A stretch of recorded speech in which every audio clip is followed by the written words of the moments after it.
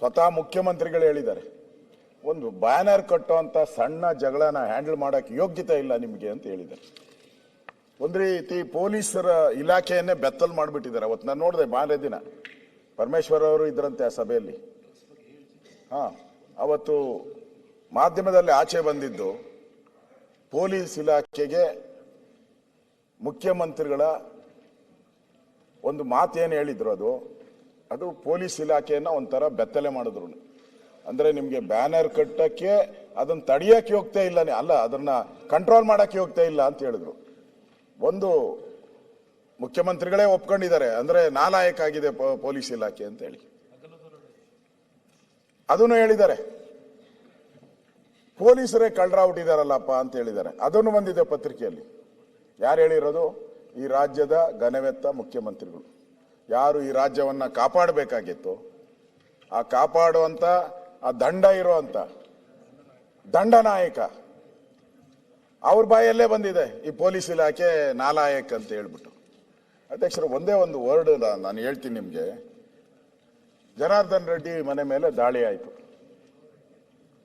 ಜನಾರ್ದನ್ ರೆಡ್ಡಿ ಮನೆ ಮುಂದೆ ಹೇಳಿಕೆ, ಮಾಧ್ಯಮದ ಹೇಳಿಕೆ ಬಂದಿರೋದು, ಎಲ್ಲ ಎಲೆಕ್ಟ್ರಾನಿಕ್ ಮೀಡಿಯಾದಲ್ಲಿದೆ. ನನ್ನ ಹತ್ರ ವಿಡಿಯೋನು ಇದೆ, ಕೊಡ್ತೀನಿ ಬೇಕಾದ್ರೆ ನಿಮ್ಗೆ ಕೇಳಿದೆ. ಭರತ್ ರೆಡ್ಡಿ ಹೇಳಿಕೆ ಮಾಧ್ಯಮದವರಿಗೆ, ಕೊಲ್ಲಲು ಸಾವಿರಾರು ದಾರಿಗಳಿವೆ. ಒಬ್ಬ ಶಾಸಕರು ಹೇಳಿರೋದು, ಕೊಲ್ಲಲು ಸಾವಿರಾರು ದಾರಿಗಳಿವೆ.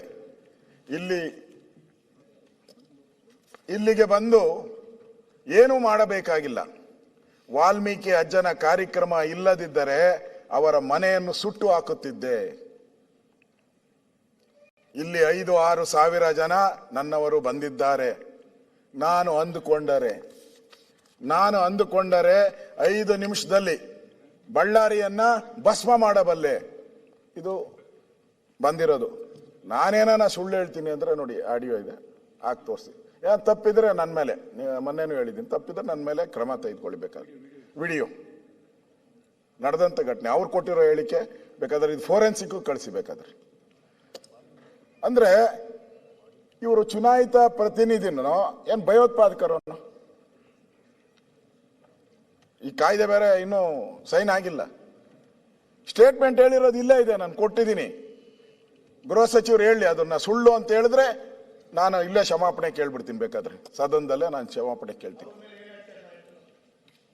ಒಬ್ಬ ಚುನಾಯಿತ ಪ್ರತಿನಿಧಿ ಈ ತರ ಭೂಗತ ಲೋಕದ ವ್ಯಕ್ತಿಗಳು ಮಾತಾಡೋ ತರ ಮಾತಾಡಿದ್ರೆ ಕಾನೂನು ಸುವ್ಯವಸ್ಥೆ ಇದೆಯಾ ಅಂತ. ನಮ್ಮ ಇವರು ಡಿ.ಕೆ. ಶಿವಕುಮಾರ್ ಅವರು ಅಲ್ಲೋಗಿ ಹೇಳ್ತಾರೆ, ನಾನು ಪೂರ್ತಿ ನಿನ್ಗೆ ಬೆಂಬಲ ಇದ್ದೀನಿ ಅಂತ. ಯಾರಿಗೆ? ಇವ್ರಿಗೆ. ಬಳ್ಳಾರಿನ ನಾನು 5 ನಿಮಿಷದಲ್ಲಿ ಸುಟ್ಟಾಕ್ತೀನಿ ಅನ್ನೋರಿಗೆ ನಮ್ಮ ಡಿ.ಕೆ. ಶಿವಕುಮಾರ್ ಅವರು ಹೋಗಿ ನಿನ್ಗೆ ಪೂರ್ತಿ ಬೆಂಬಲ ಅಂತಾರೆ. ಏನ್ ಸರ್ಕಾರ ಅಂತಾರೆ ಇದನ್ನ? ಸರ್ಕಾರದ ನಡೆನಾ? ಮಂತ್ರಿಗಳಾಗಿ ಬೇರೆ ಬೇರೆ ಸಂದರ್ಭದಲ್ಲಿ ಬೇರೆ ಬೇರೆಯವ್ರು ಮಾತಾಡ್ತಾರೆ, ಬೇರೆ ಬೇರೆ ಆದಿ ಬೀದಿಗಳಲ್ಲಿ ಮಾತಾಡಿದ್ದಾರೆ. ಆದರೆ ಒಬ್ಬ ಜವಾಬ್ದಾರಿ ಸಂವಿಧಾನದತ್ತವಾಗಿ ಒಂದು ಪ್ರಮಾಣ ವಚನವನ್ನ ಸ್ವೀಕಾರ ಮಾಡಿ, ನಾನು ಈ ಸಂವಿಧಾನವನ್ನ ರಕ್ಷಣೆ ಮಾಡ್ತೀನಿ ಅಂತ ಗವರ್ನರ್ ಮುಂದೆ ನಾವು ಪ್ರಮಾಣ ವಚನ ಸ್ವೀಕಾರ ಮಾಡ್ತಾರೆ. ನಾವು ಮಾಡಿಲ್ಲ. ನಾವು ಬೇಡ ಅಂದ್ರೂ ನೀವು ಬಿಡಲ್ಲ. ಪ್ರತಿ ಅಧಿವೇಶನದಲ್ಲೂ ನೀವು ನಮ್ಗೆ ಕೊಟ್ಟು ಓದಿಸಿ ಸಂವಿಧಾನ ಗೌರವ. ಇದೇನಾ ಗೌರವ? ಮಂತ್ರಿ ಹೋಗಿ ನಾನು ಬೆಂಬಲ ಮಾಡ್ತೀನಿ ಅಂತ, ಯಾರು ಬಳ್ಳಾರಿನ ಸುಟ್ಟಾಕ್ತೀನಿ ಅಂದವರು ಅವ್ರು ಬೆಂಬಲ ಮಾಡ್ತೀನಿ ಅಂತಾರೆ. ಗುಂಡು ಆರಿಸಿದವ್ರ ಮನೆಗೆ ಹೋಗ್ಬೇಕು, ಗುಂಡು ಬಿದ್ದವ್ರ ಮನೆಗೆ ಹೋಗ್ಬೇಕು. ಪರಮೇಶ್ವರ್ ಅವರೇ, ಗುಂಡು ಏಟ್ ತಿಂದು ಯಾರು ಗುಂಡನ ದಾಳಿ ಮಾಡಿದ್ರು ಮನೆ, ಅವ್ರ ಮನೆಗೆ ಯಾರು ಹೋಗ್ಲಿಲ್ಲ. ಅವ್ರ ಮನೆಗೆ ಹೋಗ್ತಾರೆ ವರದಿ ತಗೊಳಕ್ಕೆ. ಅಂದ್ರೆ ಅಲ್ಲಿನ DYSP ಇದಾರಲ್ಲ, ಪಕ್ಕಾ ಫ್ರಾಡ್ ತರ ಮಾಡಿದ. ನಾವು ಯಾವತ್ತು ಮೆರವಣಿಗೆ ಬಂತು 5 ನಿಮಿಷದ ಕೆಲಸ, ಅದನ್ನ ತಡೆಯಕ್ಕೆ 5 ನಿಮಿಷದ ಕೆಲಸ. ನಾನು ಹೋಗಿದ್ದೆ ಅಲ್ಲಿ ಸ್ಟ್ಯಾಚ್ಯೂ ಇರೋದಕ್ಕೂ ಜನಾರ್ದನ್ ರೆಡ್ಡಿ ಮನೆ ಇರೋದಕ್ಕೂ 1 ಕಿಲೋಮೀಟರ್ ಆಗ್ತದೆ. 1 ಕಿಲೋಮೀಟರ್ ಆಗ್ತದೆ. ಅವಶ್ಯಕತೆನೇ ಇಲ್ಲ. ಬ್ಯಾನರ್ ಎಲ್ಲಿ ಕಟ್ಬೇಕು ಅಲ್ಲಿ ಕಟ್ಬೋದು, ಇಲ್ಲ ಸುತ್ತಮುತ್ತನು ಕಟ್ಬೋದಾಯ್ತು. ಇಲ್ಲೇ ಬಂದು ಕಟ್ಬೇಕು ಅವ್ರ ಮನೆ ಬಾಗಿಲಿಗೆ ಅಂತ ಏನು ಇರಲಿಲ್ಲ. ಈ ತರ ಬ್ಯಾನರ್ ಕಟ್ಟಿದ್ದಲ್ದಿರ ನನ್ನ ಪೊಲೀಸ್ ಇದೆ, ರಿಪೋರ್ಟ್ ಅಲ್ಲೇ ಇದೆ ನನ್ನ ಹತ್ರ, ಪೊಲೀಸ್ ರಿಪೋರ್ಟು. ಯಾರು ಇವರು MLA ಭರತ್ ರೆಡ್ಡಿ ಅವರು ಪೊಲೀಸ್ ರಿಪೋರ್ಟ್ ಅಲ್ಲಿ ಪೊಲೀಸ್ ಮಹಾಜರ್ ಮಾಡಿದ್ದಾರೆ. 1,000 ಅವ್ರು ಹಾಕಿರೋದು 1,000 ಜನಗಳನ್ನ ಕರ್ಕೊಂಡ್ಬಂದು ಜನಾರ್ದನ್ ರೆಡ್ಡಿ ಮನೆ ಮೇಲೆ ಅಟ್ಯಾಕ್ ಮಾಡಿದ್ರು ಅಂತ ಪೊಲೀಸ್ ರಿಪೋರ್ಟ್ ಅಲ್ಲಿ ಇದೆ. ಪೊಲೀಸ್ ರಿಪೋರ್ಟ್ ಅಲ್ಲಿ ಕೊಟ್ಟಿದ್ದಾರೆ, ನಾನು ನೋಡಿದೆ. ಪೊಲೀಸರ ಮಹಾಜರು ಅಂತಾನೆ ಬರ್ದಿದ್ದಾರೆ, ಅದ್ರ ಪೊಲೀಸ್ ಮಹಾಜರು ಅಂತ ಬರ್ದಿದ್ದಾರೆ. ಅವ್ರ ಮೇಲೆ ಏನ್ ಕ್ರಮ ತೆಗೆದುಕೊಂಡ್ರಿ? ಏನೂ ಇಲ್ಲ. ನೀವು ಯಾರು ಗುಂಡಾರಿಸಿದ್ರೋ ಅವ್ರ ಮೇಲೆ ಇಮಿಡಿಯೇಟ್ ಎಫ್ಐಆರ್ ಆಗ್ಲಿಲ್ಲ. ನೀವು ನೋಟ್ ಮಾಡಿ ಸುನೀಲ್, ಯಾರು ಗುಂಡು ಆರಿಸಿದ್ರೋ ಅವ್ರ ಮೇಲೆ ಇಮಿಡಿಯೇಟ್ ಎಫ್ಐಆರ್ ಆಗ್ಲಿಲ್ಲ. ಜನಾರ್ದನ್ ರೆಡ್ಡಿ ಮೇಲೆ ಇಮಿಡಿಯೇಟ್ ಎಫ್ಐಆರ್, ಇಮಿಡಿಯೇಟ್ 1 hour ಅಲ್ಲಿ ಜನಾರ್ದನ್ ರೆಡ್ಡಿ ಶ್ರೀರಾಮುಲು ಮೇಲೆ ಕೊಲೆ ಆಪಾದನೆ. ನಾವು ಕೇಳಿದ್ರಿ ಗುಂಡಾರಿದ್ದೆಲ್ಲಿಂದ ಅಂತ. ಒಬ್ರು ಹೇಳಲೇ ಇಲ್ಲ. ಆ ಪೊಲೀಸ್ಗೆ ನಾನು ಫೋನ್ ಮಾಡಿದೆ, SP ಗೆ, ಯಾರನ್ನ ಸಸ್ಪೆಂಡ್ ಮಾಡಿದ್ರಲ್ಲ SP ಗೆ ನಾನು ಫೋನ್ ಮಾಡಿದೆ ಅಂತ. ಅವ್ರು ಹೇಳಿದ್ರು ನಿಜ ಸಂಗತಿ ಏನಾಗಿದೆ ಅನ್ನೋದನ್ನ ನನಗೆ ಹೇಳಿದ್ರು. ನಿಜ ಸಂಗತಿ ಏನಾಗಿದೆ ಅನ್ನೋದನ್ನ ಹೇಳಿದ್ರು. ಈ ತರ ಗುಂಡು ಇಲ್ಲಿಂದ ಹಾರಿದೆ ಸರ್, ಅವರು ಕಾಲೇನೋ ಸಾಕ್ಸ್ ಇದು ಶೂ ಇಟ್ಕೊಂಡಿರ್ತಾರಂತೆ, ಆತರ ಹಿಂಗೆ ಹೇಳೋದು ಹತ್ತಿದ ತಕ್ಷಣನೇ ಅದು ಫೈರ್ ಆಯ್ತು ಸರ್, ಗುಂಡಾರಿ ಅವನು ಕಾಂಗ್ರೆಸ್ ಕಾರ್ಯಕರ್ತ ಸತ್ತೋದ ಅಂತ. ಅದನ್ನ ಹೇಳಕ್ಕೆ 3 days ತಗೊಂಡಿದ್ದಾರೆ. ಗುಂಡು ಹಾರಿರೋದನ್ನ ಯಾರು ಅಂತ ಹೇಳಕ್ಕೆ 3 days. ಅದಕ್ಕೆ ಮುಂಚೆ ನಮ್ಮ ಈ ಮಾಧ್ಯಮದವ್ರು ಇದಾರಲ್ಲ, ಬೆಳಗ್ಗೆನೆ ಹಾಕ್ಬಿಟ್ಟು ತೋರಿಸ್ತರು. ಟಪ್ ಅನ್ನೋದು ಅದು ಅವನ್ ಸಾಯೋದು, ಬಿದೋಗೋದು. ಬೆಳಗ್ಗೆಯಿಂದ ನೋಡಿ 1,000 ಸರಿ ನೋಡ್ಬಿಟ್ಟಿದ್ದೀರಿ, ಎಲ್ಲಾ ಮಾಧ್ಯಮದಲ್ಲೂ ಬಂದ್ಬಿಟ್ಟಿದೆ. ಪೊಲೀಸರು ಕಣ್ಣೇ ಕಾಣಿಸಲ್ಲ.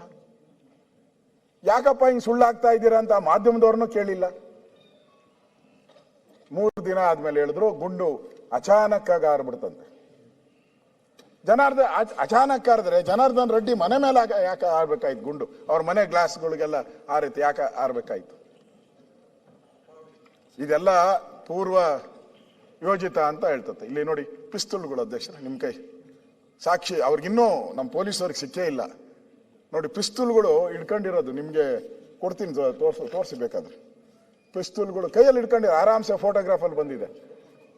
ಅವತ್ತೇ ಬೆಳಗ್ಗೆನೆ ರಿಲೀಸ್ ಮಾಡ್ಬಿಟ್ಟವ್ರಿ ಗುಂಡು ಪಿಸ್ತೂಲ್ ಹೊಡಿತಾರೆ, ಟಪ ಈ ದೀಪಾವಳಿಯಲ್ಲಿ ಹೊಡಿತಾರಲ್ಲ ಆ ದೀಪಾವಳಿ ಪಟಾಕಿನ ಹಂಗೆ ಹೊಡೆದ್ಬಿಟ್ಟಿದ್ದಾರೆ. ಮಕ್ಳು ಹೊಡೆಯೋ ತರ ಪಟಾಕಿ ಹೊಡೆದಿದ್ದಾರೆ.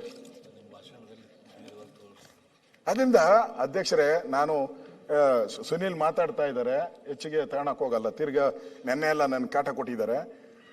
ನಾನು ಹೇಳೋ ಅಂಥದ್ದು, ಈ ಒಬ್ಬ ಶಾಸಕನ ಮೇಲೆ ಇವತ್ತು ಜನಾರ್ದನ್ ರೆಡ್ಡಿ ಮೇಲೆ ಆಗಿರ್ಬೋದು, ನಾಳೆ ಇನ್ನೊಬ್ಬರ ಮೇಲೆ ಆಗ್ಬೋದು. ಇದೇ ಅಧಿವೇಶನದಲ್ಲಿ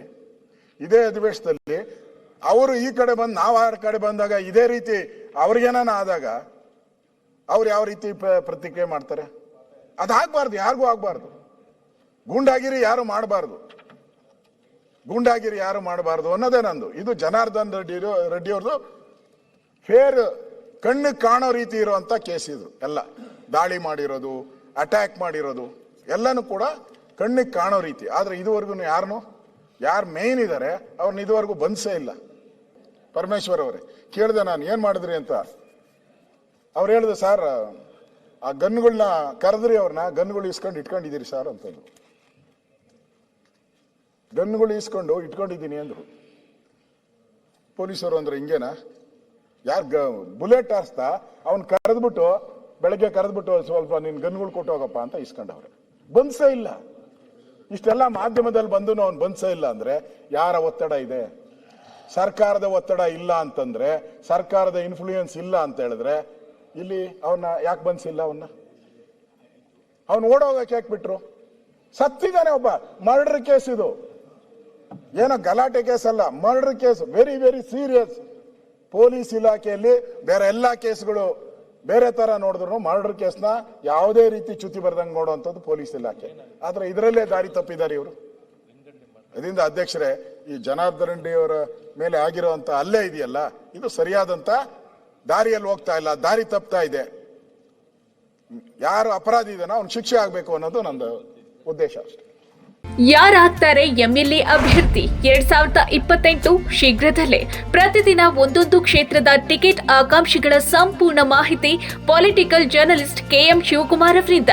ಕರ್ನಾಟಕದ ನಂಬರ್ 1 ಡಿಜಿಟಲ್ ಮೀಡಿಯಾ ನಿಮ್ಮ ನೆಚ್ಚಿನ ಕರ್ನಾಟಕ ಟಿವಿಯಲ್ಲಿ ಮಾತ್ರ. ನೀವು ಸಣ್ಣ ಆಗ್ಬೇಕಲ್ವಾ, ಅದು ಒಂದು ಉತ್ತಮ ಆಹಾರದಿಂದ ಸಣ್ಣ ಆಗ್ಬೇಕಲ್ವಾ. ಪ್ರತಿದಿನ ನಮ್ಮ ಜೀನಿ ಸ್ಲಿಮ್ ನ ಯೂಸ್ ಮಾಡಿ ಯಾವುದೇ ಸೈಡ್ ಎಫೆಕ್ಟ್ ಇಲ್ದಂಗೆ ನೀವು ಸಣ್ಣ ಆಗ್ತೀರಾ.